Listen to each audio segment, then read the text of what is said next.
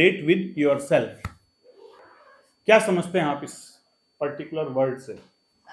समय बिताना, खुश रहना, और मुझे लगता है सारे इमोशंस का भी खुद को पता रहना चाहिए कि हम अगर दुखी हैं तो वो भी हमें समझना चाहिए। तो हाँ। सर, जहाँ तक मैं समझ पा रहा हूँ कि date with yourself means it should be inner journey in in our inner self जो है।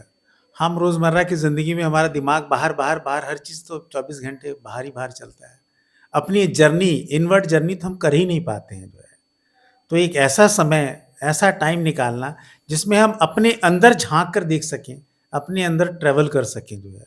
I think that would be the date with yourself, ये जस्टिफाई करे सर। बहुत बढ़िया। आपने कहा कि inner journey, date with yourself का मतलब है आप समझते हैं कि एक अंदर की जर्नी जिसमें खुद को समझना। यस पांडे जी। डेट का जो शब्द आया वो शब्द होता है कि जिसके साथ आप बैठ रहे हो उसके बारे में समझना। राइट। और अभी समय ऐसा है कि हम दूसरे को समझने में पूरा दिन, पूरा समय, पूरे साल निकाल देते हैं। तो कुछ पल ऐसा जिसमें हम अपने आप को समझें, हम अपने आप से बात कर सकें, अपनी भावनाओं, अपनी इमोशन को समझ सकें। तो मेरे विचार से वो समय होगा डेट विथ योरसेल्फ का, कि अपने साथ बैठ करके अपने आप से बात करें, अपनी भावनाओं को समझें, अपने आप को खुद जानने का एक प्रयास करें। इसका मतलब अलग अलग तरीके से निकाला जा सकता है। कुछ ने कहा डेट विद योर सेल्फ, अपने साथ समय बिताना। आपने कहा डेट विद योर सेल्फ, अपने साथ समय बिताकर उस समय को एंजॉय करना। आपने कहा एक लेवल ऊपर लेके जाना, अपने आप को अंडरस्टैंड करना। आपने कहा केवल बाहरी दुनिया में नहीं, अपनी इनर जर्नी पे चलना। और आपने कहा कि जैसे हम दूसरों के साथ डेट पे इसलिए जाते हैं कि उनको बेहतर वे में समझ सकें। अब हम खुद को बेहतर वे में समझना चाहते हैं, इसीलिए डेट अपने साथ करना भी बहुत इंपॉर्टेंट है।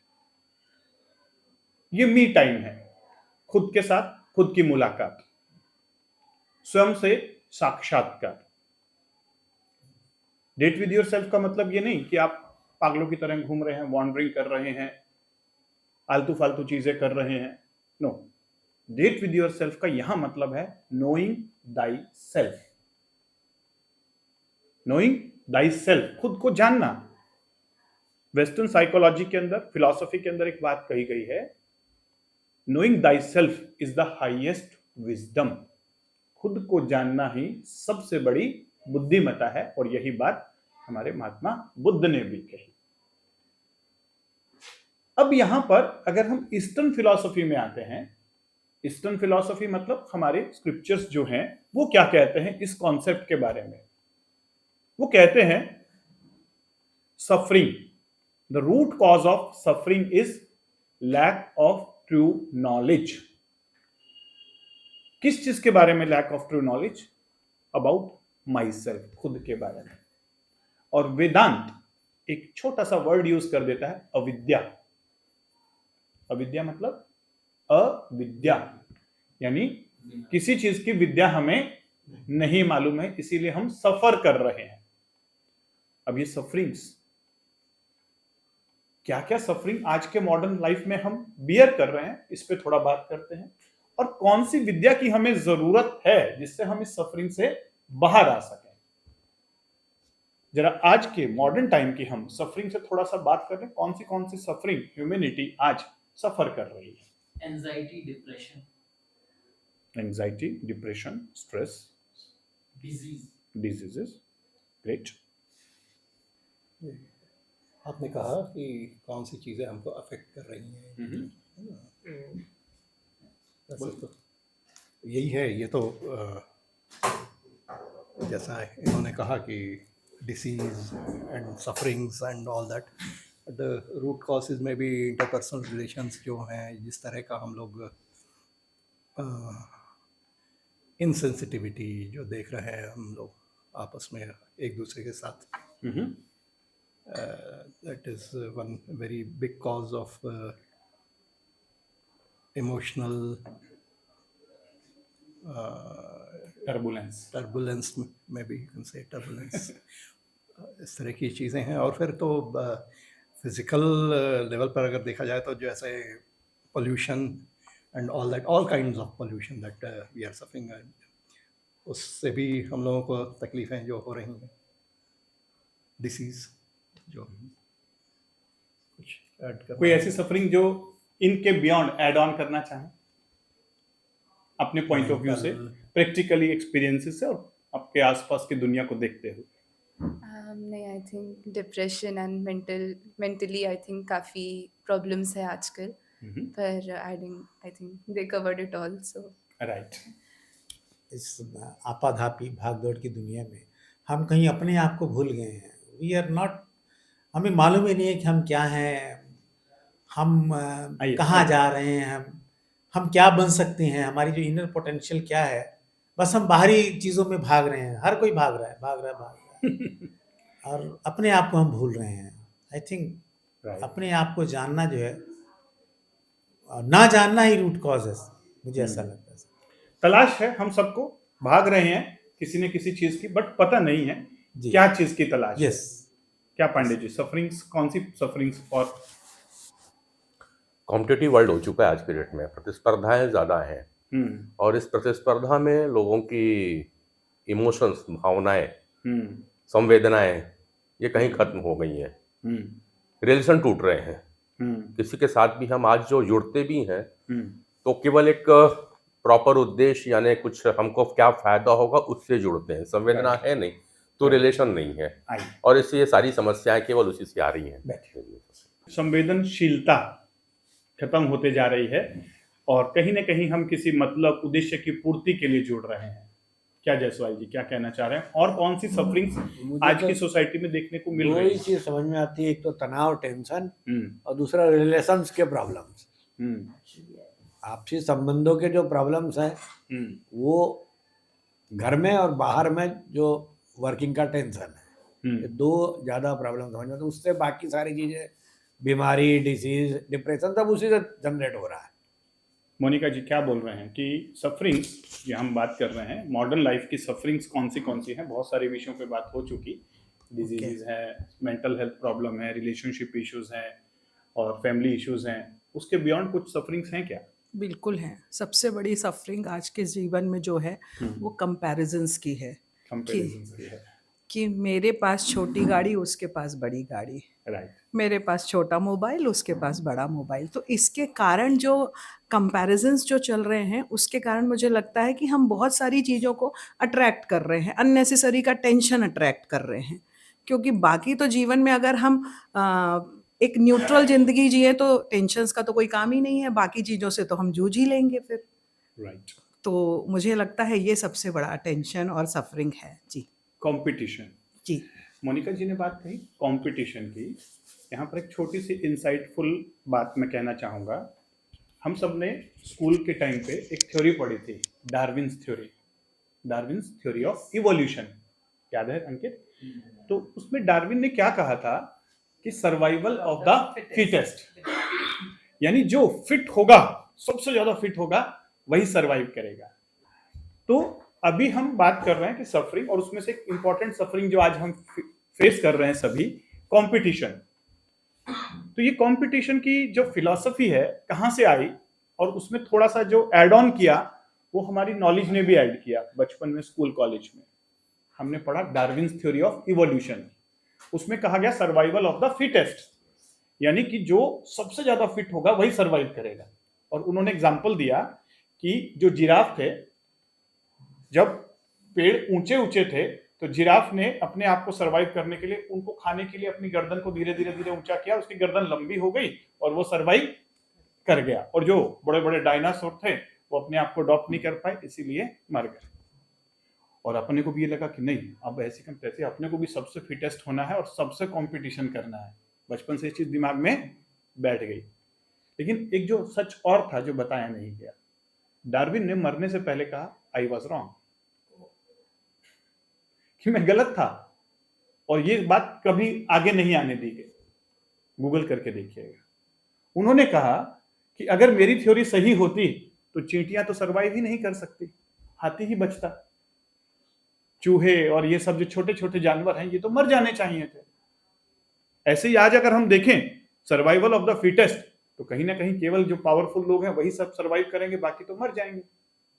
नहीं, हम सब सर्वाइव कर रहे हैं, इवन दिव्यांग लोग भी सर्वाइव कर रहे हैं और हमसे अच्छा सर्वाइव कर रहे हैं। राइट? तो कहीं ना कहीं चीजों को तोड़ मरोड़ के हमारे माइंड में डाला जा रहा है, जिससे हमारी प्रोग्रामिंग गलत डायरेक्शन में हो जा रही है और हम सफर कर रहे हैं। सफरिंग का root cause lack of true knowledge.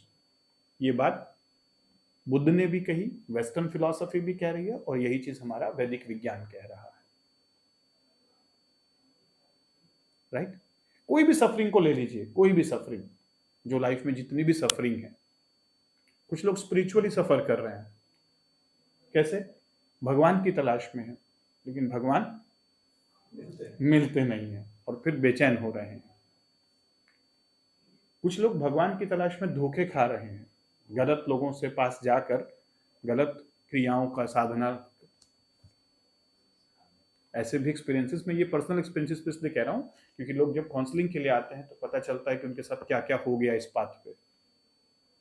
कुछ लोग संन्यास ले रहे हैं, जीवन से विमुख होके, सफरिंग से वो होके सोच रहे हैं कि शायद वहां पे जाके पांडे जी क्या मिलेगा, सुख मिलेगा, और वहां जाके और सफरिंग। क्यों? क्योंकि जो भावनाएं थी, मोह था, इच्छाएं थी, वो मरी नहीं और हम संन्यास भी ले लिए। तो ये जो छोटी छोटी बातें हैं बहुत इंपॉर्टेंट है। जैसे आज अपन सब बुद्धिजीवी लोग बैठे हुए हैं, ये जो बातें करना है ना, यही सबसे जरूरी चीज है। बोलते हैं ना, बात करने से ही बात बनेगी, लेकिन कौन सी बात करना है ये इंपॉर्टेंट है।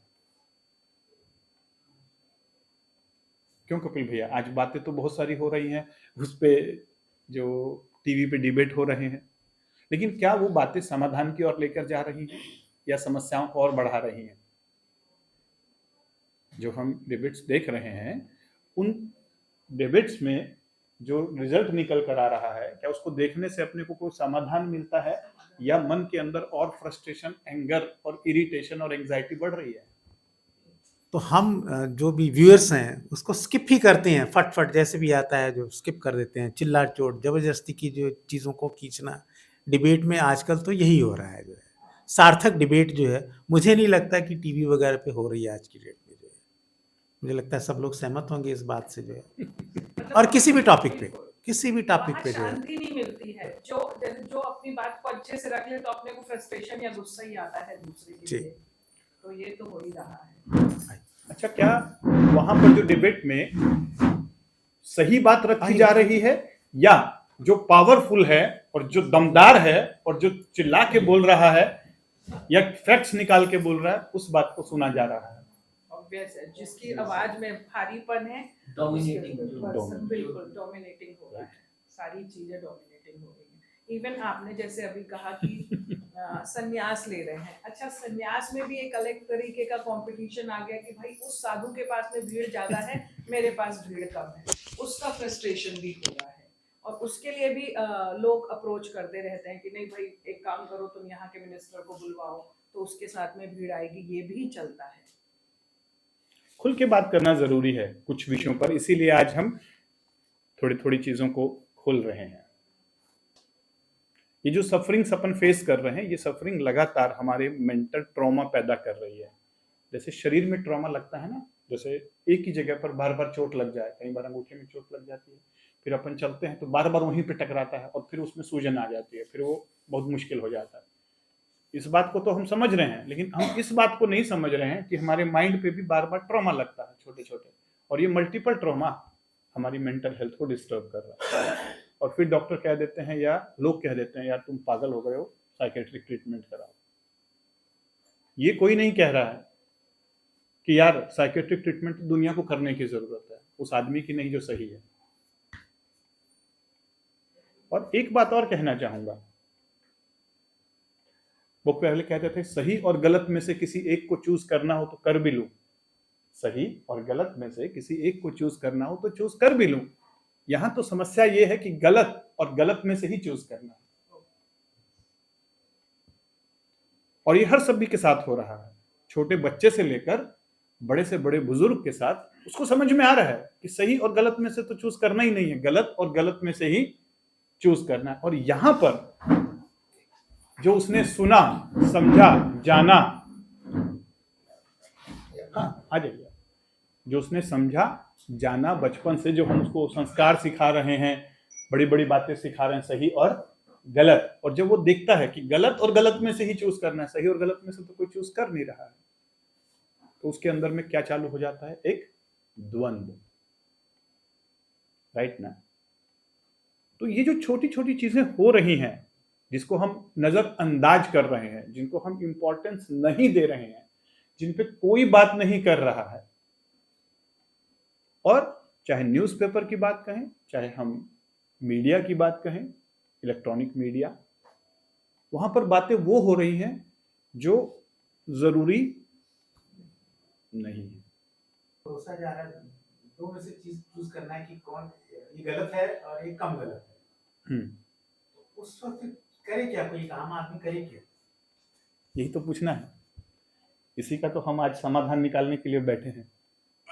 अब इतने सारे बुद्धिजीवी लोग बैठे हैं, मैं तो कह रहा हूं कि मुझसे भी बड़े बड़े विद्वान यहाँ बैठे हुए हैं। बताइए क्या करना चाहिए? गलत और गलत में से क्या, ज्यादा गलत में से सही गलत, कम गलत को चूज कर लेना चाहिए? कम गलत और ज्यादा गलत में से कम गलत को चूज कर लें, या बोलें कि नहीं गलत गलत है और सही सही है? क्या करना चाहिए? देखिए, सही और गलत ये दो शब्द का उच्चारण ही आपस में द्वंद्वात्मक है। मेरे विचार से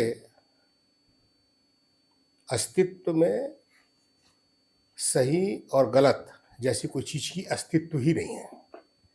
जब भी हम सही और गलत का उच्चारण करते हैं तो वो व्यक्तिपरक होता है। हमारी अवधारणाएं क्या है, हमारी मान्यताएं क्या है, उस पर आधारित हमारा चयन और विश्लेषण होता है। जो चीज मेरे लिए सही है, हो सकता है वो आपके लिए गलत भी हो। अर्थात सही और गलत को परिभाषित करना व्यक्ति आधारित न होकर के एक व्यवस्था आधारित है। आज हम प्रकृतिजन्य परिस्थितियों में हम देखते हैं तो पूरकता की दृष्टि से एक पदार्थ, एक वनस्पति हमारे लिए उपयोगी के अर्थ में सही दिखता है, और एक पदार्थ, एक वनस्पति, वही वनस्पति किसी दूसरे के लिए विषैला नजर आता है। अर्थात कहने का ये है, सही या गलत जैसी कोई चीज अस्तित्व में है ही नहीं। ये हमारा बोध है, ये हमारा परसेप्शन है कि हम किसी चीज को सही या गलत के रूप में परिभाषित करते हैं, देखते हैं। बस इतना ही। बिल्कुल ठीक कहा। ये भी एक स्कूल ऑफ थॉट्स हैं कि nothing is right, nothing is wrong, thinking make it so. अब मैं यहाँ पर एक प्रश्न और उठाता हूँ। एक स्कूल ऑफ थॉट जो कपिल भैया ने कहा, मैं एक मॉडरेटर की तरह काम कर रहा हूँ, किसी भी पक्ष और विपक्ष में नहीं हूँ, ना ही हम यहाँ कोई डिबेट चला रहे हैं। हमें यहाँ लड़ना नहीं है, डिबेट नहीं करना है, यह है वार्तालाप और समस्याओं से समाधान की तरफ एक बौद्धिक लेवल का डिस्कशन। पहले हमने कहा कि गलत, कम गलत और सही गलत में से ही चूज करना है, अब बचा ही नहीं सही और गलत। कपिल भैया ने कहा एक स्कूल ऑफ थॉट है कि नथिंग इज राइट और wrong, thinking make it so. बिल्कुल ठीक बात कहा। अब मैं दूसरा प्रश्न ये उठा रहा हूं, अगर ऐसा है तो फिर हम अपने बच्चों को शुरू से ऐसा क्यों बोलते हैं कि ये सही है और ये गलत है? बच्चे भी तो हमको यही कह रहे हैं कि नथिंग इज राइट और रॉन्ग, ये आपका परसेप्शन है, ये मेरा परसेप्शन है, आपकी दुनिया अलग थी, मेरी दुनिया अलग है। मैं इस प्रश्न को ओपन कर रहा हूं पांडे जी की तरफ से, आप सभी के लिए। हमको सोचना है, यहाँ लड़ना नहीं है, अपने ही अंदर से अपने आप से प्रश्न पूछने हैं। ये बात कुल मिला के वही हुई कि सूर्य ना तो उगता है और ना सूर्य डूबता है। लेकिन जब हम प्रकृति में चलते हैं और इस देश और धारणाओं में चलते हैं तो सामान्य भाषा में कहते हैं कि सूर्य उगता है तो अच्छा होता है और सूर्य डूबता है तो नेगेटिविटी आने लगती है। तो कुल मिलाकर के बात वही चलती, सत्य और गलत के बीच में। वे समस्त चीज़ें जो एक व्यवहारिक जगत में अच्छी ना लगती हों, वो सही नहीं है, वह उचित नहीं। जैसा कि आपने भी कहा कि फिर अगर ऐसा आपके ऊपर परसेप्शन है, तो फिर हम अपने बच्चों को क्यों नहीं कहते कि सारी चीज़ अच्छी है, कुछ भी चीज़ गलत नहीं है, पर हम वहाँ रोकते हैं क्योंकि वो व्यावहारिकता में उचित नहीं लगती। वो समस्त चीज़ें जो खुद को और दूसरे को गलत पहुँचाती हों, तो वो अच्छी नहीं हो सकती। तो यानी कि एब्सोल्यूट सही और एब्सोल्यूट गलत है। आ, कपिल भाई की बात से दुनिया में सत्य ही है, गलत कुछ भी नहीं है। एक बात ये कही जा सकती है। तो जो आपने बात कही थी कि अच्छा और बुरा में कुछ छाँटा जा सकता है और बुरा हो और ज़्यादा बुरा हो, दोनों में क्या करें? तो उस समय फिर न्यूट्रल होकर के बैठना अच्छा है नए ऑप्शन की तलाश करने के लिए। क्योंकि यदि आप प्योर वेजिटेरियन हैं और सामने पूरा भोजन आपके पास में नॉनवेज रखा हो, तो आपको इंतज़ार करना अच्छा होता है। यक्ष का प्रश्न था और उसमें गंदा पानी पी लिया गया था, तो उन्होंने कहा कि आपने गंदा पानी पी लिया महाराज, ये तो गलत हुआ। बोले कुछ गलत नहीं हुआ है, क्योंकि मैं प्यासा था, अगर गंदा पानी ना पीता तो मर जाता। यह उचित था, तब गलत नहीं हुआ। लेकिन अब प्यासा नहीं हूँ, अब गलत पानी गंदा पानी पीऊँगा, तो ये मुझे पाप लगेगा। बिल्कुल ठीक। यहीं पर मैं ये और कह रहा हूँ, फिर इस प्रश्न को मैं थोड़ा आगे बढ़ा रहा हूँ कि गंदा पानी जब मजबूरी में पीना पड़े तो अलग बात है, लेकिन अगर बचपन से ही हमें ये बताया नहीं जाएगा कि गंदा पानी और साफ पानी में से साफ पानी पीना है और गंदा नहीं पीना है, तो फिर वो गंदे पानी को भी सोचेगा कि यही तो ठीक है।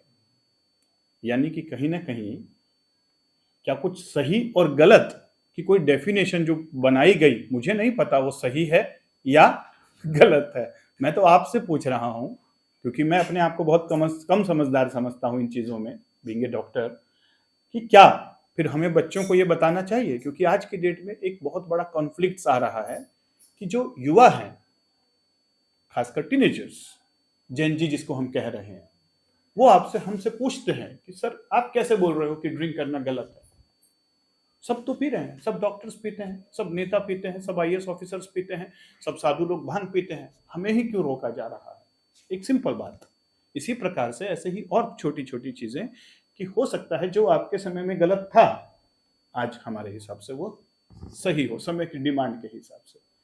तो अब अपन सबको ये बात करना जरूरी है कि क्या कुछ एब्सोल्यूट सही और गलत है या केवल सब कुछ रिलेटिव है और उन्हें जो होना चाहिए करना देना चाहिए। ये मजबूरी जो शब्द है ना, ये भी हमारे द्वारा ही रचित है। जैसे आज का टॉपिक है डेट विथ यूर सेल्फ। जब कभी भी हम कोई डेट वाली बात करते हैं तो साथ और साथी की आवश्यकता होती है। तो यदि मैं डेट विथ यूर सेल्फ की कल्पना कर रहा हूँ तो मुझे ये देखना पड़ेगा कि मेरे साथ मेरा साथी कौन है।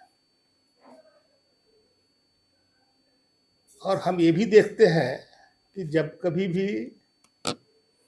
किसी को भी हम डेट के लिए आमंत्रित करते हैं तो एक उचित परिवेश की जगह ढूंढते हैं, अच्छा वातावरण ढूंढते हैं, अच्छा परिस्थितियां ढूंढते हैं, ताकि मैं अपने साथी के साथ सही संवाद कर सकूं।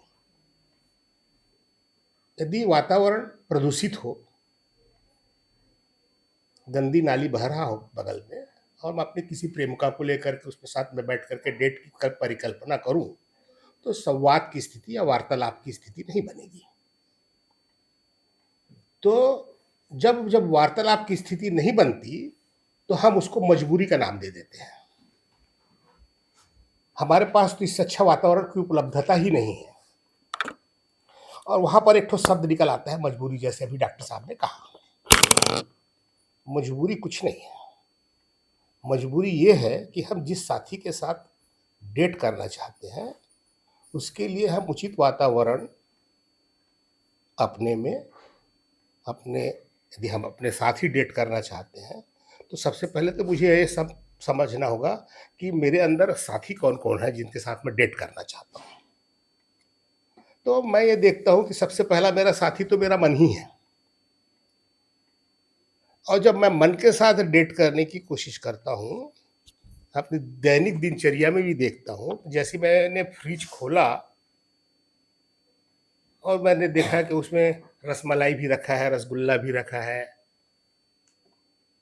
तो मेरे मन में चैन आस्वादन चलने लगता है कि मैं इसको लूं या इसके लूं, और उसको मैं छुआ भी नहीं हूं, चखा भी नहीं हूं, लेकिन एक चैन आस्वादन की प्रक्रिया मेरे मन के साथ चालू हो जाती है। अब तुरंत यदि मैं अपने साथी से पूछता हूं थोड़ी देर के रुक करके, ये तू चैन आस्वादन क्यों कर रहा है भाई, क्या मैं पूछने की स्थिति में हूं? फ्रिज खोलते ही या किसी साथी के साथ कोई भी कार्य व्यवहार करते ही मैं पूछने की स्थिति में हूं? ये पहला डेट है।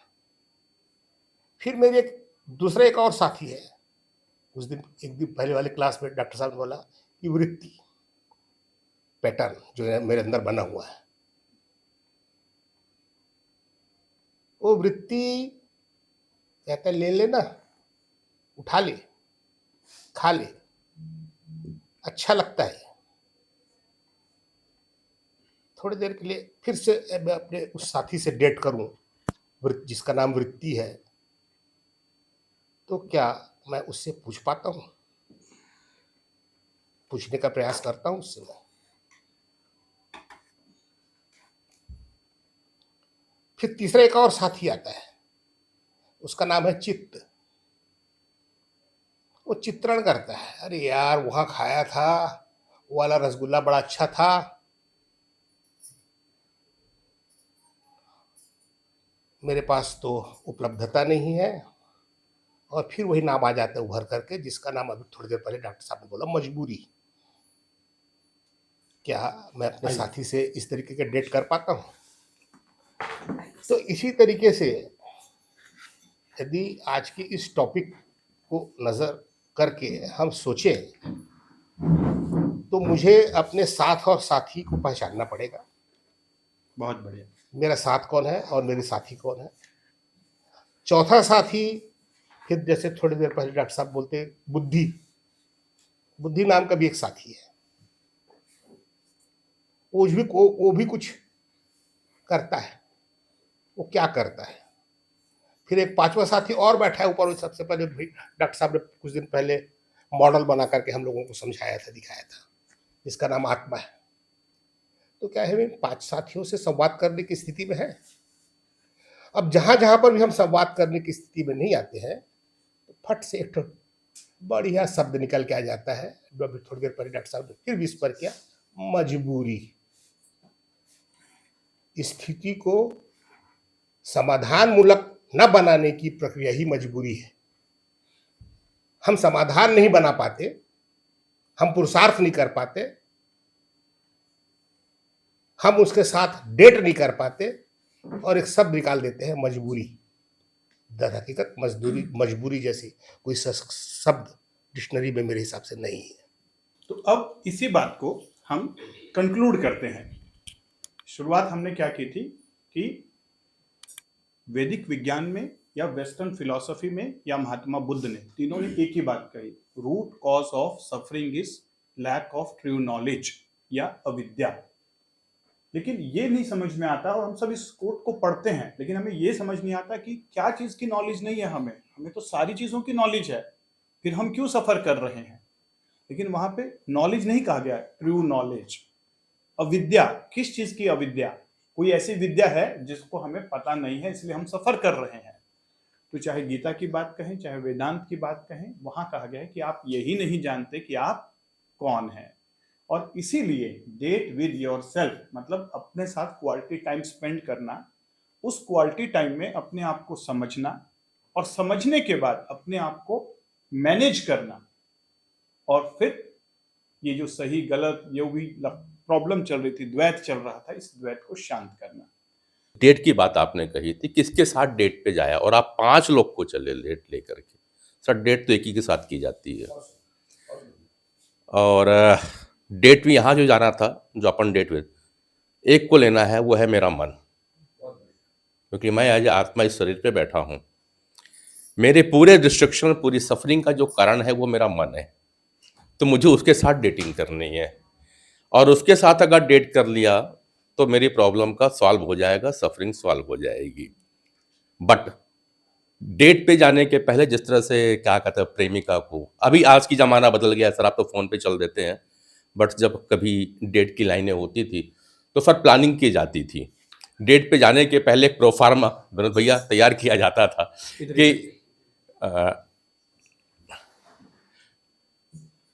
एक प्रोफार्मा कि जाएंगे तो क्या क्या बातें करेंगे, माहौल कौन सा होगा, एक पूरी पिक्चर पहले क्रिएट की जाती थी। देन सामने वाले को एक कम्युनिकेट किया जाता था कि हम तुम्हारे साथ डेट पे जाएंगे, फलानी जगह होगी, एकांत होगा, एक उसको भी रूपरेखा बना के और कौन से प्रमुख बातें होंगी इस पे हम बात करते थे। Same before going to date with yourself, मेरा मानना यह है कि पहले अपने मन को भी इस तरह से तैयार करना पड़ेगा कि अगर फ्रिज खोला जाए और वहाँ से अगर रसगुल्ला निकले, वहाँ से सोडा निकले, वहाँ से बियर की बोतलें निकले, तो गर्लफ्रेंड भागे ना उस तरफ। मॉल सामने आ जाए तो वो परचेसिंग करने को ना जाए, मेरे साथ बैठ करके टाइम गुजार ले। तो यह मन की है तो मन के साथ डेट करना जरूरी है। डॉक्टर साहब पांडे जी ने बिल्कुल बात ठीक कही, लेकिन यहाँ पर एक चीज और ऐड करना चाहूंगा मैं कि अधिकतर लोगों को यही नहीं पता कि मन क्या है। डेट तो बहुत दूर की बात है, लोगों को तो यही नहीं पता कि मन है क्या। परेशान वो मन से हैं, है ना, लेकिन उनको नहीं पता है कि भाई जैसे किसी को पता हो कि मेरे आईज में प्रॉब्लम है तो वो आई स्पेशलिस्ट के पास जाके चश्मा लगवाएगा ना, लेकिन जिसको यही नहीं पता कि आईज की प्रॉब्लम है वो तो भटकेगा ना। इसी प्रकार से बिल्कुल पांडे जी ने ठीक कहा कि समस्या मन की है, लेकिन भटक आदमी कभी ज्योतिष के पास रहा है कि कोई समाधान मिल जाए। समस्या मन की है, घूम रहा है यूट्यूब पर 99 रुपीज का कोर्स करने के लिए कि मेरे मोबाइल का अगर अंक गणित चेंज हो जाए तो मेरी जिंदगी बदल जाए। हाँ, आपकी जिंदगी नहीं बदलेगी, लेकिन 99 रुपीज में उसकी जिंदगी जरूर बदल गई जिसपे 10,000 लोग 99 रुपीज में अपनी जिंदगी बदलने के लिए आए। इसी प्रकार से लोग बड़े बड़े वास्तुओं के द्वारा घर को तोड़ रहे हैं, घर को बदलाव कर रहे हैं। तो मैंने सारी चीजें सीखी, अंक गणित सीखा, वास्तु सीखा, ये सिखाने के लिए नहीं कि दूसरों को सिखाऊंगा, ये समझने के लिए कि सत्य क्या है। तो मेरे को एक सारा कुछ सीखने के बाद एक ही चीज समझ में आई कि अपने आप कुछ भी नहीं बदलता, कुछ भी बदलने के लिए अपने आप को बदलना पड़ता है। और जो आप हैं अपने आप, अब ये आप क्या है, यही डेट विद योरसेल्फ है। लोग यही नहीं समझ रहे हैं आपको बदलूं क्या, किस चीज को बदलूं। परेशानी मन है, मन के द्वारा ही हम, मन एक सॉफ्टवेयर है जो शरीर में कहीं दिखाई नहीं देता है। ब्रेन यहां है, ये रहा ब्रेन। ब्रेन में प्रॉब्लम हो तो इलाज कराया जा सकता है, लेकिन मन का ना तो इलाज संभव है और ना ही उसका डायग्नोसिस, क्योंकि सीटी स्कैन नहीं होता। मन एक ऐसा इंस्ट्रूमेंट है जो भगवान ने हमें दिया, जिसके द्वारा हम दुनिया को समझते हैं। ये जो आज की अपन क्लास बातें कर रहे हैं, ये किसके द्वारा समझ रहे हैं?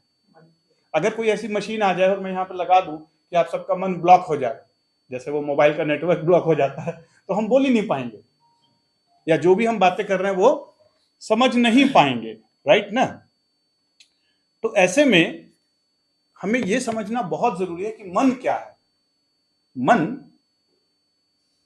जैसे कपिल भैया ने चित्त की बात कही, कुछ लोग मन कहते हैं, कुछ लोग कॉन्शियस माइंड और सब कॉन्शियस माइंड कहते हैं, तो नाम अलग अलग हैं।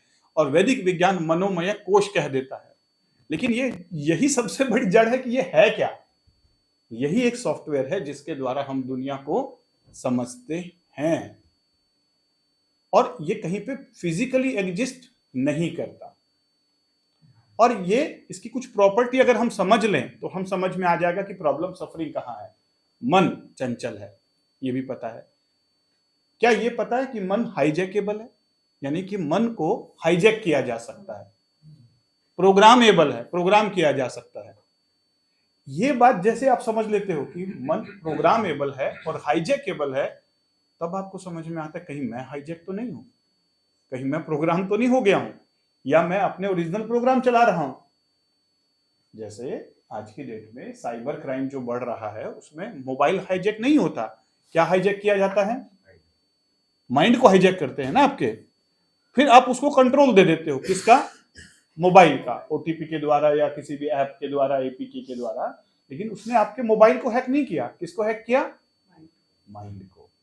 इसी प्रकार से जब आपको ये समझ में आ गया कि माइंड ही एक ऐसी चीज है जिससे दुनिया को समझते हैं, और माइंड ही ऐसी चीज है जिसको हाईजैक किया जा सकता है, और हाईजैक होने के बाद जैसा चलाएं, जैसे मोबाइल को हाईजैक कर लें तो जो चलाया जाए वही चलाया जा सकते हैं, इसी प्रकार से माइंड को हाईजैक करके जैसा चलाना चाहें वैसा चलाया जा सकता है। फॉर एग्जाम्पल, हम जब देखते हैं आतंकवादी लोगों को, जिहादी लोगों को या नक्सलाइट लोगों को, तो कहीं कभी हमें नहीं लगता कि यार ये ऐसा काम क्यों कर रहे हैं। या अभी जो घटनाएं देखा आपने, कोई किसी ने वहां पे लंदन में फायर गोलियां चला दी, स्विट्जरलैंड में कहीं पे कुछ जो हो रहा है, तो अपने को कई बार लगता नहीं कि यार ये पागल है क्या इंसान, ये ऐसा कैसे कर सकता है। लेकिन उसको नहीं लग रहा है, क्यों? क्योंकि उसका मन हाईजैक हो चुका है। और बहुत बार हमारा भी मन हाईजैक हो जाता है, और बाद में जैसे ही हमें बुद्धि एक्टिव होती है तब हमें समझ में आता है कि अपन गलत कर रहे थे। ये कब पता चलता है? जब बुद्धि एक्टिव होती है, जैसे कपिल भैया ने कहा बुद्धि। लेकिन यानी एक चीज और समझ में आए कि कुछ बुद्धि भी चीज है ना। जैसे किडनी है, लीवर है, दोनों अलग अलग हैं, तो ऐसे क्या माइंड और बुद्धि अलग अलग हैं कि एक ही हैं? माइंड से ऊपर बुद्धि है, इंटेलेक्ट हो गया। समझिए, अब देखिए यहां पर निकल कर आ रहा ना, ब्रेन क्या है, कहां है ब्रेन, हार्डवेयर है, और माइंड कहां है, सॉफ्टवेयर है, और बुद्धि कहां है। ऊपर सॉफ्टवेयर है। और यही नॉलेज जिसको अविद्या कहा गया है, यही है वो नॉलेज कि जब मैं अपने को परत दर परत समझते जाऊं कि मैं हूं क्या, सारी सफरिंग गायब हो जाएंगी। अगर आपको ये पता ही नहीं कि आपके पास एक बुद्धि है, तो आपका मन हाईजैक होता रहेगा और आप परेशान होते रहेंगे। लेकिन जिस दिन आपको पता चला कि मेरे पास एक बुद्धि है, और जिस दिन आपने बुद्धि को एक्टिव कर लिया, फिर जो मजबूरी शब्द था ये हट जाएगा, क्योंकि अब आप मजबूर नहीं हो, अब आप सक्षम हो अपनी बुद्धि के द्वारा अपने सही और गलत को चूज करने के लिए। लेकिन लोगों को पता ही नहीं होता, और मन के लेवल पे हम कहते हैं कोई मुझे नहीं समझता, कोई मेरे मन का नहीं करता, बुद्धि भ्रष्ट हो गई है। बोलते हम सब हैं, और बुद्धि भ्रष्ट हमने देखी है ना, अपनी भी देखी है, दूसरों की भी देखी है। लेकिन ये हम मुहावरों की तरह यूज करते हैं। मुहावरों के पीछे की एक पूरा विज्ञान था जिसे दबा दिया गया। ऐसा क्यों नहीं कहते लीवर भ्रष्ट हो गया है, हार्ट भ्रष्ट हो गया है, ऐसा नहीं बोलते ना। हार्ट फेल हो गया, किडनी फेल हो गया, सब बोलते हैं, लेकिन बुद्धि भ्रष्ट हो गई। बुद्धि की शुद्धि जरूरी है, राइट। और जिसकी बुद्धि एक्टिव है वो क्या बन गया, बुद्ध। और जिसकी बुद्धि बंद है, भ्रष्ट है, वो बन गया बुद्धू। और आज हम सबको बुद्धू बनाया जा रहा है, और बनने की जरूरत क्या है, बुद्ध। अब समस्या यह है कि महात्मा बुद्ध बताकर चले गए, लेकिन अपन महात्मा बुद्ध ने कहा कि पूजा नहीं, मूर्ति पूजा नहीं, अपने अंदर जाना है, और अपन उन्हीं की पूजा मूर्ति लगा के कर रहे हैं। जो जो लोग बताकर गए हमें उस अविद्या से विद्या की तरफ, हमने उस विद्या को नहीं जाना, उस आदमी की पूजा करने लग गए, मूर्तियां बनाने लग गए, ताकि कोई हमें ये ना कहे कि हाँ, हमको जानकार नहीं होना है, हमको क्या होना है कि हम उस चीज को मानते हैं बस। डेट करता क्यों है, डेट की आवश्यकता क्या है, मूलभूत यहाँ से आप यदि प्रश्न करके इसका जवाब यदि मुझको दें तो बड़ी प्रसन्नता। आखिर डेट क्यों किया जाता है? या व्यक्ति चाहे अपने प्रेयसी से डेट करता हो, वस्तु से डेट करता हो, व्यवस्थाओं से डेट करता हो, खाद्य पदार्थों से डेट करता हो, आदमी डेट करता क्यों है? ऐसा बोलते हैं कि मैन इज ड्रिवन बाय लालसा ना। हर इंसान के बीच में एक लालसा रहती है, किसी चीज़ को पाने की लालसा, कहीं पहुंचने की लालसा, कुछ बनने की लालसा जो है। तो डेट विद योर सेल्फ एक एग्जाम्पल है। आजकल मतलब कि बहुत हो गया है कि डेट करना, डेट पे जाना, ये हम लोगों के समय में ऐसा वैसे था नहीं। वैसे आजकल ये हो गया है। तो डेट, वो लालसा जो होती वही हमसे डेट करवाती थी, चाहे वो प्रेयसी से मिलने की लालसा, कहीं पहुंचने की लालसा, खाने की लालसा, कुछ बनने की लालसा जो है। बट इन सब बीच में जो है स्वयं से मिलने की लालसा जो है वो दब के रह गई। हमने सब कुछ देखा, ये सब चीजें आउटवर्ल्डली हैं, जो है बाहर की चीजें हैं, जो है मतलब पुरुषोत्तम जी तब के रहिए ये मत बोलिए, आप सीधा सीधा ये बताइए कि डेट की लालसा जी सबसे तो बनती है, जी। लेकिन डेट की लालसा आप अपने आप से क्यों नहीं बना पा रहे हैं? वही तो बात है सर, मतलब वर्ल्डली चीजों में हम डेट की लालसा शब्द जुड़ा हुआ है, जी, तो it should emerge with yourself also. वही नहीं हो रहा है, और वही जो है हमारे सब प्रश्न अब प्रॉब्लम हम की इन जड़ प्रश्नों वही को हो। थोड़ा सा नहीं, जी। साइंटिफिक वे में लेते हैं, रुकिए। लालसा लालसा को परखने की जो प्रक्रिया है वो डेटिंग है सर। अच्छा एक मिनट रुकिए, मैं अभी आप जानबूझ के रोकना जैसे चाह रहा आपने हूं। कहा ना मीठा, आपने मीठे का एग्जाम्पल दिया। आज हम मीठा बड़ी दुकान पे रैपर पे रखा होता है, उसको देख लेते हैं, अच्छा लग रहा है तो खरीद लेते हैं। लेकिन पहले शुरुआती समय पे जब हम मिठाई की दुकान पे जाते थे, जब तक एक मीठा को चख नहीं लेते थे तब तक मीठा नहीं खरीदते थे। वो डेट है सब। ठीक है, अभी रुकिए 2 मिनट थोड़ा सा, अपन इस टॉपिक को ऐसे रैंडमली नहीं चलने देंगे, क्योंकि रैंडमली चलेगा तो फिर आपको वही लगेगा कि जैसे आप एक टीवी विवाद में आए थे और फिर आप यहां से कुछ लेकर नहीं गए। जो भी आपके प्रश्न हैं इन सारों को आप समेट के रखिए, और अगर जैसे आप एक डॉक्टर के पास जाते हैं तो जो भी आपकी बीमारी होती है, अगर आप उसको बीमारी को मुहावरे की तरह समझना शुरू करें या नॉन स्पेसिफिक बातों में समझना शुरू करें तो डॉक्टर क्या कहेगा? नहीं, जो मैं समझा रहा हूं साइंटिफिक वे में समझ लो, फिर तुम्हारे सारे प्रश्नों का समाधान मिल जाएगा। इसी प्रकार से अगर हम अपने आप को साइंटिफिक वे में समझ लें तो हमारे सारे प्रश्नों का समाधान, जो अभी आपने लालसा कही, डेट कही, कपिल भैया के जो प्रश्न है, सारे प्रश्न आपको अपने अंदर ही आंसर ले आएंगे। फिर आपको दूसरों से प्रश्न नहीं पूछना पड़ेगा, और ना ही हमें किसी डेबिट की जरूरत पड़ेगी, ना ही क्लासेस की जरूरत पड़ेगी, ना ही सेमिनार की जरूरत पड़ेगी। और यही वैदिक विज्ञान की खूबसूरती है। तो पहले थोड़ा सा समझ लेते हैं साइंटिफिक वे में कि हम क्या हैं। जो बॉडी है यही एक ऐसी चीज है जो दिखाई देती है, और मेडिकल साइंस इसका सबसे बड़ा विज्ञान है, जो कहता है कि एक मशीनों का पूरी बड़ी मशीन है जिसमें छोटी छोटी मशीनें लगी हैं, और इस मशीन को कौन कंट्रोल कर दे रहा है? ये ब्रेन का कंप्यूटर। और इतनी सी चीज को हम सब समझते भी हैं। इनफैक्ट बायोलॉजी में हमने सिस्टम पढ़े, nervous system, immune system, endocrine system, और जितनी हमारी नॉलेज होती है उसके हिसाब से अपन बॉडी को मैनेज करने की कोशिश करते हैं।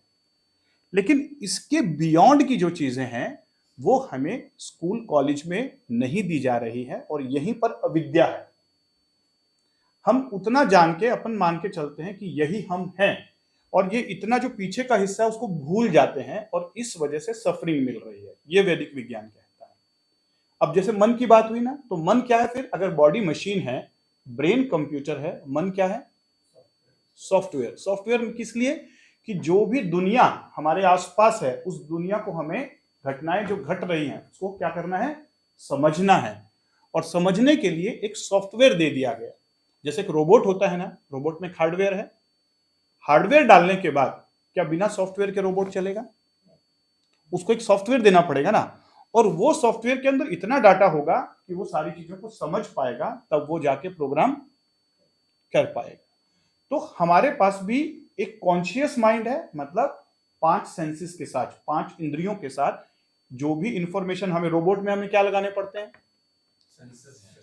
ये रोबोट है, मान लीजिए ये एक रोबोट है, इस रोबोट में हमें क्या लगाना पड़ेगा? 5 सेंसर्स लगाने पड़ेंगे ना। तो ये बॉडी एक रोबोट है, इसके ऊपर 5 सेंसर लगे हुए हैं। कौन से जरा बताइए तो 5 सेंसर?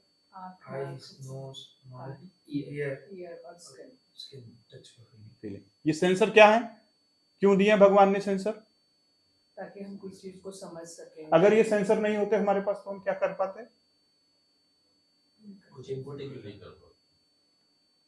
और ये सेंसर से तो दुनिया चल रही है ना। किसी की एक सेंसर बंद हो गया तो 4 सेंसर का यूज करता है। सारे सेंसर किसी के बंद नहीं होते। ये क्लियर हुआ? ये है कॉन्शियस माइंड। जो भी सेंसर हैं सारी इंफॉर्मेशन किसको देते हैं? कॉन्शियस माइंड को। कॉन्शियस माइंड मतलब जो समझने के लिए, इसलिए अपन बोलते हैं ना कि कोई अपने को समझा के गया कोई कि यहाँ पे इन्वेस्ट करो, तो अपन क्या बोलते हैं? समझा मेरे को अच्छे से। तो वो डाटा देता है, ये दिखाता है, कुछ सुनाता है, कुछ टेस्टिमोनियल देता है, फिर अपन क्या करते हैं? कॉन्शियसली समझ के उसका, यानी मन किस लिए दिया गया? समझने के लिए। 5 सेंसेस, सेंसर। लेकिन भगवान को यह भी पता था कि ये एक दिन के जीने के लिए नहीं भेज रहा हूं इसको। कितने साल जीना है इसको? 100-150 साल तो जीना ही है ना। तो इस 100-150 साल में इसके पास इतनी सारी इंफॉर्मेशन आएगी, तो इसको स्टोर करने के लिए कोई एक माइंड होना चाहिए ना। तो क्या दिया गया? सब कॉन्शियस माइंड। मतलब कॉन्शियस माइंड सारी इंफॉर्मेशन लेके और उसमें से जो भी उसको इंफॉर्मेशन मिली उसका एक निष्कर्ष निकाल के कहां पे स्टोर कर लेता है? तो सब कॉन्शियस क्या हो गया? एक ऐसा माइंड जिसके अंदर हमारा बचपन से लेकर अभी तक का सारा डाटा स्टोर है। ये क्लियर हो गया अभी इतना?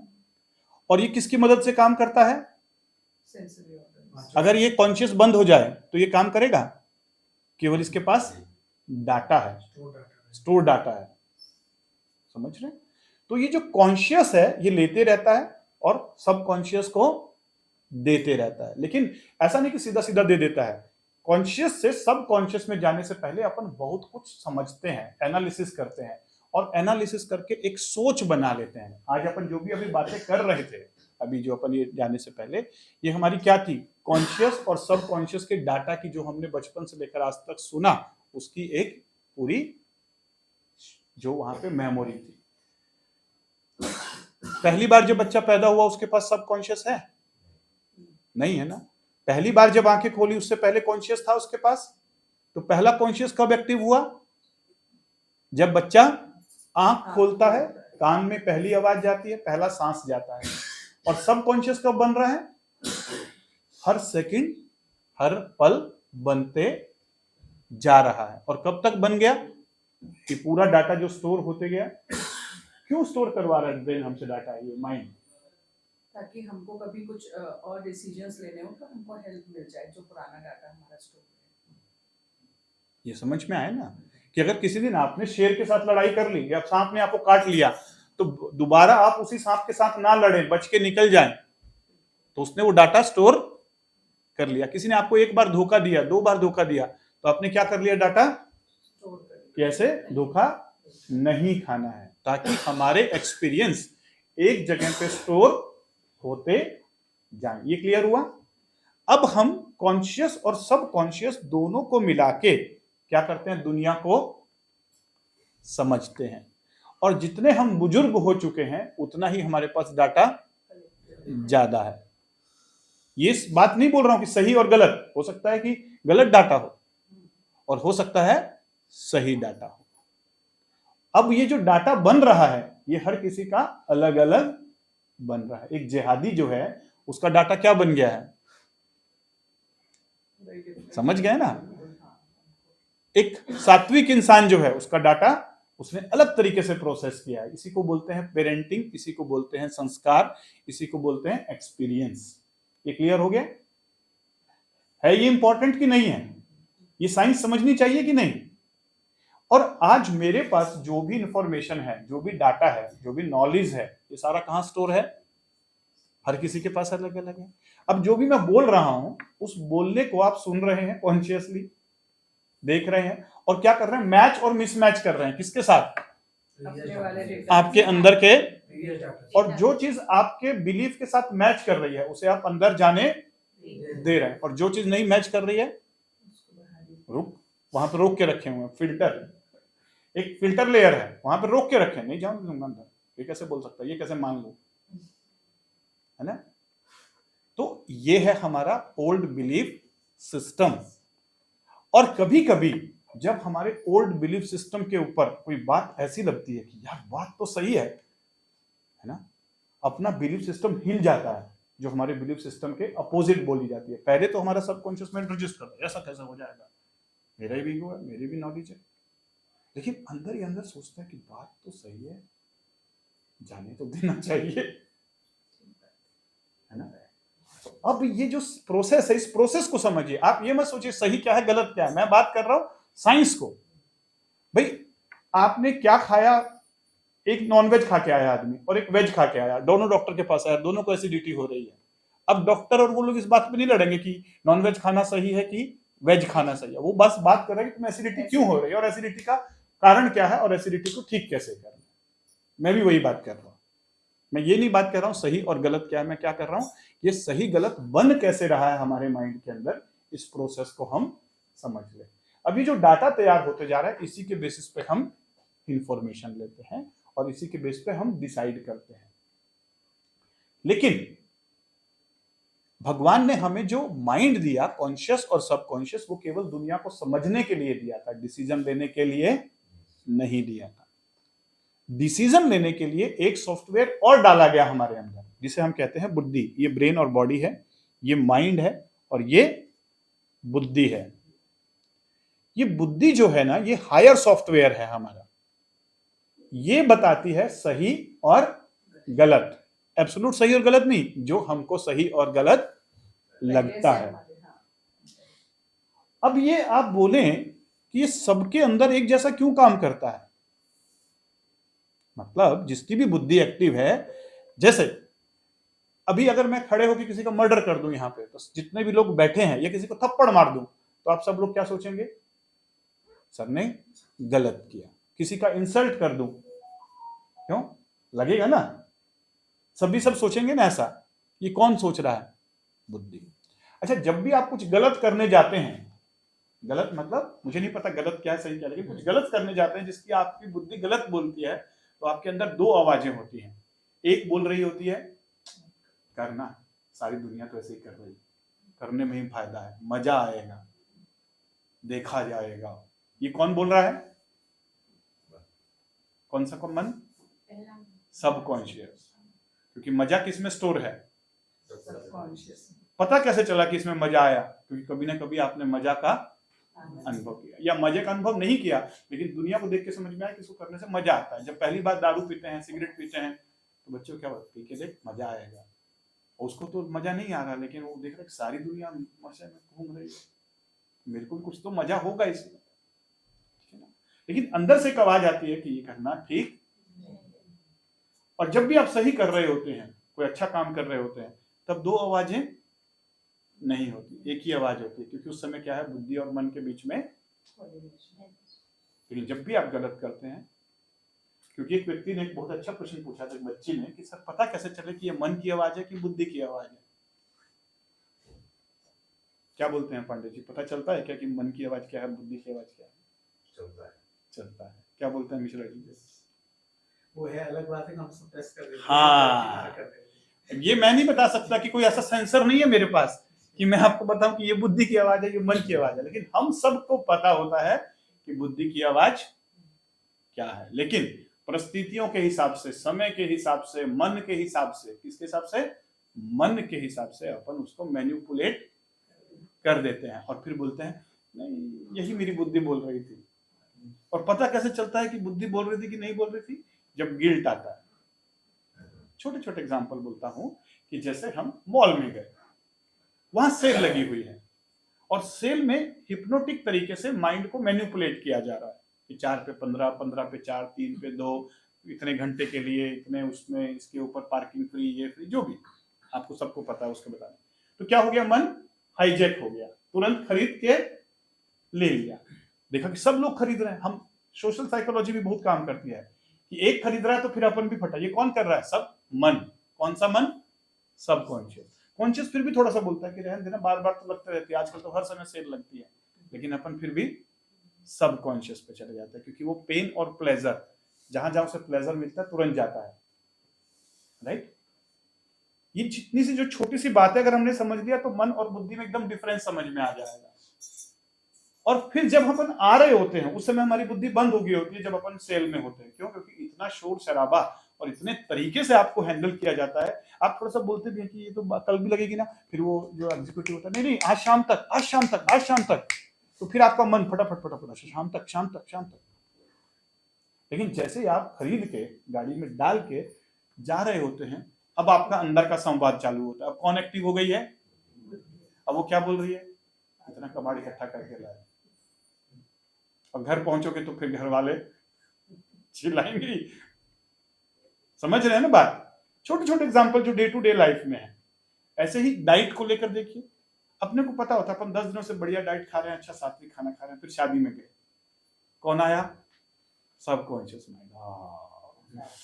ये भी खा लेते हैं, वो भी खा लेते हैं। खा लिए, खाने के बाद फिर वापस जाते समय खट्टी खट्टी डकार आई, नहीं खाना था यार। कौन बोल रहा है? कौन बोल रहा है? बुद्धि। यानी अगर बुद्धि नहीं होती तो फिर आपको कोई प्रॉब्लम ही नहीं थी। प्रॉब्लम यहां है कि भगवान ने हमारे अंदर बुद्धि भी दी है। या तो आप बुद्धि को मार दो, और जिसकी बुद्धि मर गई वो फिर पशु है, जिसको वेदों में तो यही कहा गया है और अपन देख भी रहे हैं।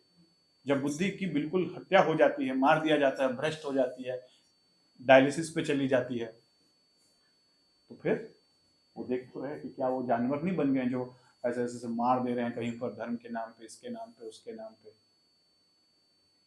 तो ये जो चीजें हैं, अगर हम बहुत ही साइंटिफिक वे में समझें तो आपको एकदम समझ में आएगा। अच्छा, अब आप अपने आप को केवल बॉडी मत समझिए, ब्रेन मत समझिए। आप क्या सोचिए कि मैं एक कॉन्शियस माइंड हूं, मैं एक सब कॉन्शियस माइंड हूं, मैं एक बुद्धि भी हूं, और काम मुझे डिसीजन किससे लेने हैं?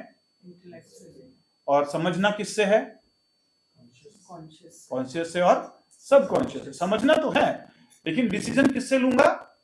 तो बुद्धि को ऊपर बिठा के रखो। ड्राइविंग सीट पे किसको बिठा के रखो?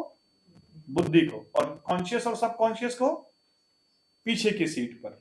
ये दोनों पीछे की सीट पर। लेकिन जनरली होता क्या है कि सब कॉन्शियस ड्राइविंग सीट पे है और कॉन्शियस कहाँ है? बगल की सीट पे है। और बुद्धि कहाँ है? पीछे, उसको जो जिसमें सामान रखते हैं, क्या बोलते हैं उसको? डिक्की में डाल के रखे हुए। हम सब। और इसका सॉल्यूशन ये नहीं है कि मुझे बुद्धि एक्टिव करनी है। इसका सॉल्यूशन ये है कि मुझे पहले पता होना चाहिए कि मेरे डिक्की में बुद्धि पड़ी हुई है। ये नॉलेज ही अपने आप में आपकी सफरिंग खत्म कर देती है।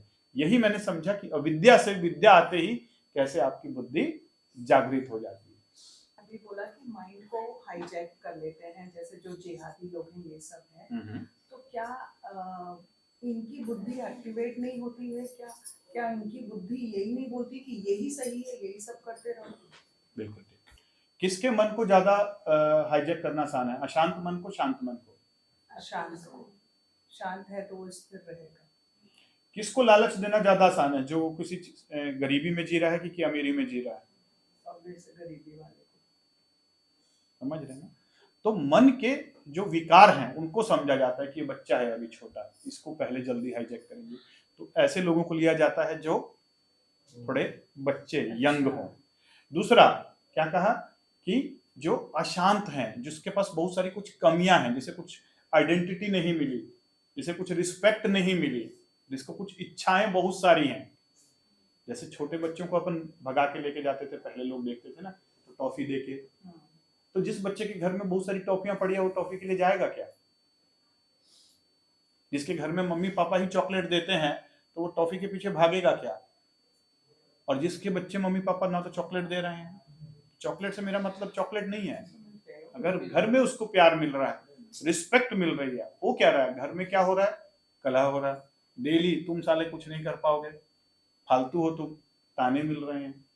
और बच्चे का जो मन है उसको अंदर कोई नॉलेज डाली ही नहीं गई, बुद्धि उसे बताया ही नहीं गया। और सब कॉन्शियस लेवल पे वो जो इंफॉर्मेशन डाटा कलेक्ट कर रहा है, वो किस पे कर रहा है?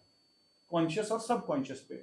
ये हम सब की जिंदगी में हो सकता है। ऐसा नहीं कि अपन कभी कभी लगता है कि वो कैसे कर ले रहे हैं। छोटी छोटी चीजों में हम भी हाईजैक हो रहे हैं। हाँ, एग्जैक्टली। अगर एक मॉन्क मिलेगा ना साधु, तो बोलेगा कि ये लोग मूर्ख हैं क्या जो सेल में सामान खरीद के ला रहे हैं? वो हमको ऐसा बोलेगा। और हम किसको बोल रहे हैं? जिहादी को, कि ये मूर्ख है क्या जो मार रहा है। लेवल ऑफ कॉन्शियसनेस, यहीं पे चेतना का जागरण है। अब यहां पर एक चीज और आती है जो मन बुद्धि के बियॉन्ड की चीज है, जिसको हम कहते हैं चेतना, कॉन्शियसनेस, जिसको पूरा मेडिकल साइंस या साइंस नहीं समझ पा रहा है। आत्मा एक अलग चीज है। आत्मा पावर बैंक है। आत्मा से हम लिविंग एनर्जी मिल रही है, जिससे हम जिंदा हैं। इंटेलेक्ट एनालिसिस के लिए है, डिस्क्रिमिनेशन के लिए, डिसीजन लेने के लिए है। लेकिन एक चीज और है, चेतना, एनर्जी। और ये चेतना के लिए पूरे हमारे अंदर एक सिस्टम लगा है, एनर्जी सिस्टम, चक्र। और ये चेतना जिस लेवल पे हमारी होगी उतने ही हम एक्टिव होंगे। कौन से चक्र में है, कौन सी नाड़ी में है, उस हिसाब से हमारा मन, बुद्धि, बॉडी, ब्रेन और आत्मा काम करेगी। बोलते हैं ना, आत्मा मार लिया इसने। कितने के एग्जाम्पल देखे अपन ने कोरोना के टाइम में कि आत्मा मर गई थी लोगों की। नकली दवाइयां बेची लोगों ने, ऐसी ऐसी चीजें की जो नहीं करनी चाहिए थी। क्या मतलब आत्मा भी मर गई। क्यों मर गई? क्योंकि चेतना एकदम नीचे आ गई। कहां पर आ गई? मूलाधार चक्र में। मूलाधार में जैसे ही आएगी तो हम जानवर बन जाते हैं कि मतलब सर्वाइवल, मुझे अपने आप को देखना, मैं बच जाऊं, मैं पैसा कमा लूं, मैं सब कुछ कर लूं। लेकिन चेतना अगर हृदय चक्र में आ गई तो आप सोचोगे नहीं मैं तो ठीक हूं, लेकिन मेरे साथ साथ मुझे दूसरे लोग भी चाहिए, उनका भी भला हो।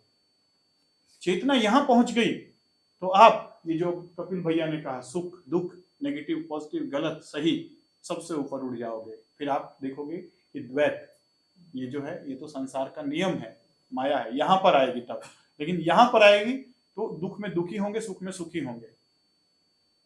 अपना ही दुख अपना ही सुख चाहिए जो भी है। यहां पर आ गई तो सबके, और यहां पर चली गई तो उससे ऊपर उड़ जाएंगे। तो ये जो बातें विज्ञान शास्त्रों में कही गई, अगर हम उसे साइंटिफिक वे में समझें, हम उसे क्यों आध्यात्मिक वे में समझना चाह रहे हैं? अध्यात्म विज्ञान था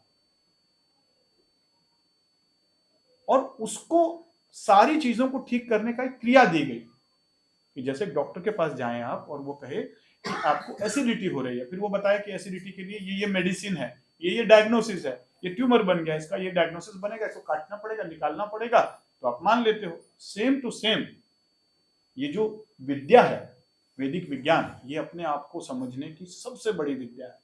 और महसूस करने के लिए कि ये चीज है कि नहीं, कि आपके पास बुद्धि है कि नहीं, कि आपके पास आत्मा होती है कि नहीं, कि आपके पास चक्र होते हैं कि नहीं। आप बोल सकते हो कि सर मैं क्यों मानूं आपकी बात, चक्र है कि नहीं है। तो अब है अगला अनुभव। अगर आपको अनुभव हो गया कि आपके अंदर हृदय चक्र है और आपको जिस दिन आत्मा की आवाज सुनाई दे गई, आत्मा महसूस हो गई, तभी तो आप मानोगे ना, अदरवाइज तो ये नॉलेज है, कहीं सुनी बातें हैं। तो उस अनुभव के लिए वैदिक विज्ञान में क्रियाएं बताई गई। ऐसा नहीं कि केवल नॉलेज दी गई। अगर आप डॉक्टर कहे कि यार सुनो ये गोली खाने से तुम्हारा पेन ठीक हो जाएगा, तो आप मान लोगे थोड़ी। कब मानते हो? जब वो गोली लेके जाते हो, खाते हो और उसका रिजल्ट आता है। तो सेम टू सेम वैदिक विज्ञान में ये जो सारी बातें कही गई, मन चित्त बुद्धि आत्मा अहंकार और नाड़ी चक्र चेतना, ये केवल बोलने के शब्द नहीं है। एक एक आयाम आप महसूस कर सकते हो, फील कर सकते हो और उसको अपनी डे टू डे लाइफ में ला सकते हो। और उसके लिए बनाई गई हैं क्रियाएं। केवल उससे नहीं होगा, नॉलेज से नहीं होगा। लेकिन अगर नॉलेज नहीं देंगे तो लोगों को समझ ही नहीं आएगा कि ये कुछ होता भी है। जैसे आज आपका इंटरेस्ट बना ना कि हाँ भाई मन क्या है, चित्त क्या है, बुद्धि क्या है, चेतना क्या है, मैं समझूं। तो समझने के बाद उसको साथ साथ क्रियाओं के द्वारा अनुभव करवा देना। और एक बार आपको अनुभव हो गया तो फिर मेडिटेशन में लोगों को कराने के लिए पहले हमें कुछ ट्रिक्स खेलने पड़ते हैं ताकि उसका नॉलेज दें, ताकि उसको समझ पाए। लेकिन एक बार जिसने अच्छे से मेडिटेशन का अनुभव कर लिया, फिर उसे बताने की जरूरत नहीं होती कि मेडिटेशन क्या है। और यही है डेट विद योरसेल्फ। ये कोई वेस्टर्न वर्ड नहीं है, स्वयं से साक्षात्कार। और कहते हैं ना, खोज तो खुद की है, खुदा तो एक बहाना है। खोज तो खुद की है, खुदा तो एक बहाना है। जो कुछ उल्टा सीधा सीखा है बस उसी को भुलाना है। ओरिजिनल नॉलेज हमारे अंदर, सबके अंदर है, लेकिन अपने सबकॉन्शियस माइंड में अपन ने उल्टा सीधा भर लिया।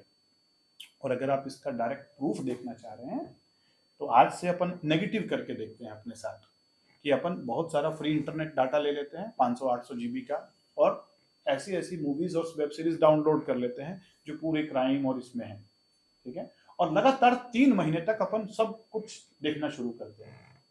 और 3 महीनों में आप अपने अंदर बदलाव देखिए और अपने आसपास के लोगों से पूछिए कि मेरी पर्सनैलिटी में क्या चेंज आ गया।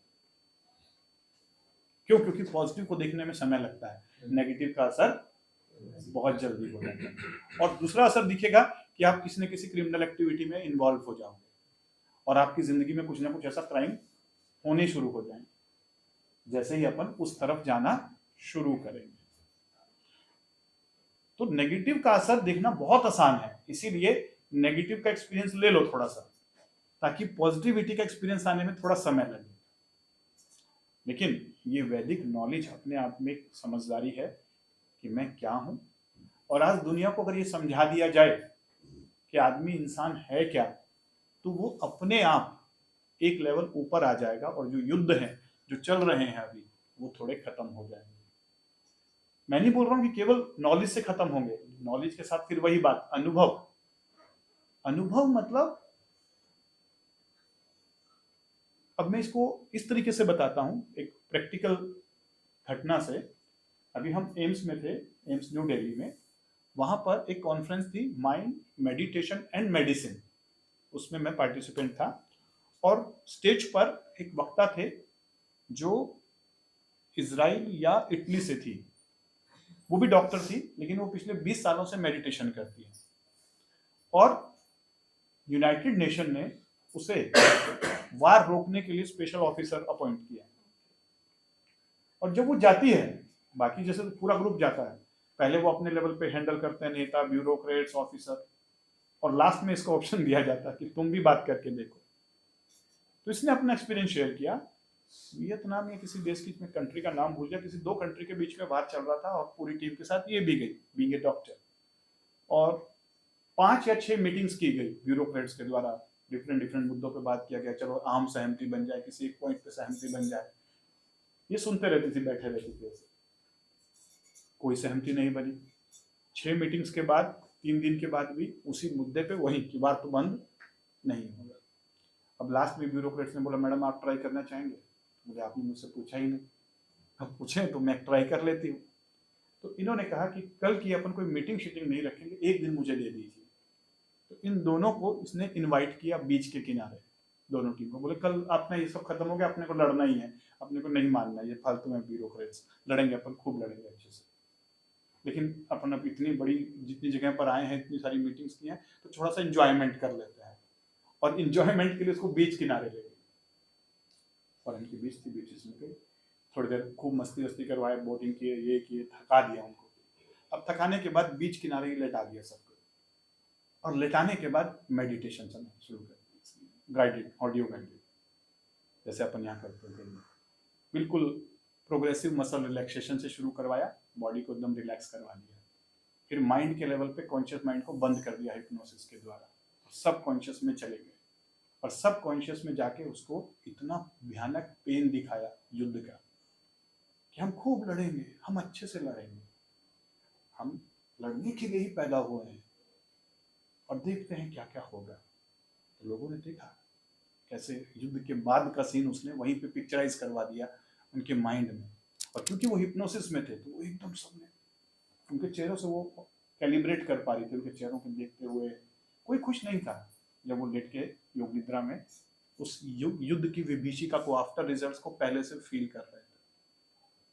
फिर उसने कहा कि चलिए इन सारी चीजों को डिलीट कर देते हैं, और चेतना के स्तर को उसने एक लेवल और ऊपर ले गया। उसने चक्र मेडिटेशन शुरू करवाया। अभी तक वो माइंड के लेवल पे खेल रही थी, अब उसने चक्रों के मेडिटेशन से एक एक चक्र में चेतना को ले जाना शुरू किया, और हृदय चक्र में ले जाकर उन्होंने कहा लोका समस्ता सुखिनो भवन्तु, राइट, सर्वे भद्राणि पश्यन्तु।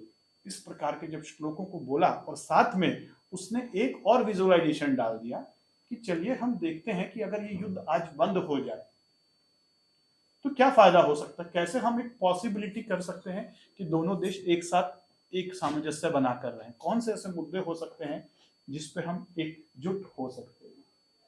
और वो मेडिटेशन में ले जाती गई, और साथ ही साथ उसने डिवाइन सोर्स के साथ कनेक्ट कर दिया चक्रों के ले जाते हुए, और देखा, कहा कि आप देखिए दोनों कंट्री के ऊपर डिवाइन आ गए हैं, और दोनों कंट्री के डिवाइन एक ही है, और दोनों तरफ प्रकाश उतना ही दे रहे हैं। उसके बाद करीब करीब 2 घंटे तक वो लोग ऐसे ही पड़े रहे, और ये अपना मेडिटेशन कराती रही। उसके बाद धीरे धीरे वापस लाया गया, और लाने के बाद इसने कुछ नहीं कहा कि हमें युद्ध बंद करना है। इसके बाद इन्होंने कहा कि चलते हैं वापस। होटल में जाने के बाद लंच का टाइम आया, और लंच के बाद ये हुआ सीन कि सब गले मिलने लगे, रोने लगे। विदाई हो रही थी लंच के बाद, पोस्ट लंच, और लोग रोने लगे। तो ब्यूरोक्रेट हैरान थे कि ये हो क्या गया। जो एक दूसरे की शक्ल देखने को तैयार नहीं थे, आज वो एक दूसरे से हाथ मिला के रो रहे हैं, गले मिल के रो रहे हैं। और जाने के बाद उन्होंने अपने, वो जो ब्यूरोक्रेट्स आए हुए थे वहाँ, जो टीम आई हुई थी, उन्होंने अपने अपने मिनिस्टर्स को समझाया और युद्ध बंद हो गया। ये है चेतना का स्तर। और अभी बस केवल मन को भ्रमित किया जा रहा है, और ऐसे लोग जो चेतना के स्तर को ऊपर लेके जा सकते हैं उन्हें सुन नहीं रहे हैं, उन्हें आगे लीड नहीं दिया जा रहा है। ऐसा नहीं, हमारे यहाँ बहुत सारे ऐसे गुरु हैं, लेकिन उन्हें आगे लीड दिया नहीं जा रहा। आज देखा ना, सुबह की न्यूज़ सुनी होगी सबने, एक और बम, एक और छोटा सा पटाखा फोड़ा गया है अमेरिका ने वेनेजुएला के ऊपर। वेनेजुएला को कैप्चर कर लिया। क्या अब ये सही और गलत के हिसाब से बोलें तो फिर वही होगा, फिर नथिंग इज राइट और नथिंग इज रॉन्ग। ट्रम्प कहेंगे nothing is right, nothing is wrong, है ना। बट हम सबको पता है कि युद्ध किसी भी प्रकार का गलत है, लेकिन हम सब इसी प्रकार से माइंड के लेवल पर उलझे होकर, अपने स्वार्थों के लेवल पे उलझ के, तेल का खेल है सारा। सबसे ज्यादा जो तेल निकलता है वेनेजुएला में निकलता है। अब वहाँ तेल कंपनियां जाएंगी और तेल निकाला जाएगा। मैं सही और गलत की बात नहीं कर रहा हूँ, मैं ये बात कह रहा हूँ, हम लड़ रहे हैं, चांद पे जाने की बात कर रहे हैं, चांद पे सोसाइटी वो बनाएंगे, कॉलोनीज बनाएंगे, फ्लैट बनाएंगे। क्या पृथ्वी पे कम पड़ गई है जगह? हमने पृथ्वी की जो हालत की है, तो चांद को छोड़ेंगे क्या? चांद रहने लायक रहेगा क्या? फिर कोई प्रेमी प्रेमिका को कह पाएगा क्या कि तुम मेरे चांद हो? क्यों? आज कोई कहता है कि तुम पृथ्वी हो, क्योंकि पृथ्वी की हालत हमने ऐसी कर दी है। तो जो चांद अपने कवियों ने, शायरों ने उसको सुंदर कहा, क्योंकि वो सुंदर है। ऐसे ही पृथ्वी भी सुंदर थी, लेकिन उसको हालत कौन बिगाड़ रहे हैं? हम सब। तो ये चेतना जो अभी नीचे चली गई है ना, अब इस चेतना को ऊपर लाने की जरूरत है, और डेट विद योरसेल्फ सबको कराने की जरूरत है। सबसे पहले तो बड़े बड़े लीडर्स को, क्योंकि लीडर्स ही लीड करते हैं और लीडर ही बदलाव लेके आते हैं। और हमारे पास, सबके पास गुरु हैं, बहुत सारे गुरु हैं इस विश्व के अंदर, इस भारत के अंदर, और केवल भारत ही नहीं, बाहर भी है। लेकिन लीड उन्हें देना होगा, आगे उन्हें लाना होगा। वो चाहते हैं कुछ काम करना, लेकिन और नहीं होगा अगर ऐसा, तो फिर जो दिख रहा है विनाश निश्चित है। तो अब लोगों को, अब पूरे विश्व को ज्यादा मेटेरियलिस्टिक चीजों की जरूरत नहीं है। वो तो हमारे पास, सबके पास में है, पैसा लोगों के पास बहुत है। अब लोगों को, अब पूरे विश्व को चेतना की जरूरत है। चेतना एनर्जी है, तो E = mc²। ऐसा किसने कहा था? उसका मतलब ये था कि एनर्जी को, मैटर को अगर अपन c² से स्पीड से दौड़ाएं तो वो एनर्जी में कन्वर्ट हो जाएगा। बट मैं जो इक्वेशन कहता हूं वो है E = m/c²। E = m/c²। मतलब इक्विलिब्रियम तब मेंटेन होगा जब मैटर और कॉन्शियसनेस, चेतना, मैटर जितना प्रोडक्शन हो रहा है उसके स्क्वायर रूट में हमें चेतना को, और अभी हो क्या रहा है कि मैटर स्क्वायर रूट में से भी ज्यादा बढ़ते जा रहा है और चेतना स्क्वायर रूट से माइनस में जाते जा रही है। तो ये जो इम्बैलेंस हो गया है, यही विध्वंस लेकर आ रहा है, यही युद्ध हो रहे हैं। पहले क्यों नहीं हो रहे थे ऐसा? और कोरोना के बाद से जो चेतना ऊपर उठने आई के लिए आई थी, कोरोना एक सिग्नल था कि हम सबकी चेतना ऊपर उठे, दर्द को देखकर, मौतों को देखकर उठी थी। लेकिन जैसे ही कोरोना का एपिसोड खत्म हुआ, हमारी चेतना और कई लेवल नीचे चली गई, जो ऊपर लेके जाए, यहां तक आ गई थी लोगों की चेतना, लोग महसूस करने लग गए थे। लेकिन जैसे ही खत्म हुआ तो फिर सब भागा दौड़ी, इकट्ठा करना, ये लाना, वो करना, पैदा करना। अगर आप एनर्जी को मन के लेवल पे ही रखेंगे तो मन ही एक्टिव रहेगा। 7 माले की बिल्डिंग है, लाइट चेतना है, लाइट को आप केवल 3रे माले तक ही ऑन कर रहे हो, तो 4थे माले में प्रकाश आएगा क्या? और बुद्धि कहाँ है? 6वें माले, यहां होती है बुद्धि। मन कौन से लेवल पर है? 2रे माले पे। मन यहां नहीं है, मन दूसरे लेवल पे, स्वादिष्ठान चक्र। हमारी इच्छाएं, हमारी वासनाएं, हमारी डिजायर, सारी चीजें नंबर 2 बढ़िया, दूसरे चक्र से हम दूसरे चक्र से ही चल रहे हैं, पहले और दूसरे चक्र से पूरा विश्व चल रहा है अभी। और चेतना एनर्जी 7 माले की बिल्डिंग है ना, तो जिस माले तक बिजली जाएगी उसी माले तक तो रोशनी होगी ना।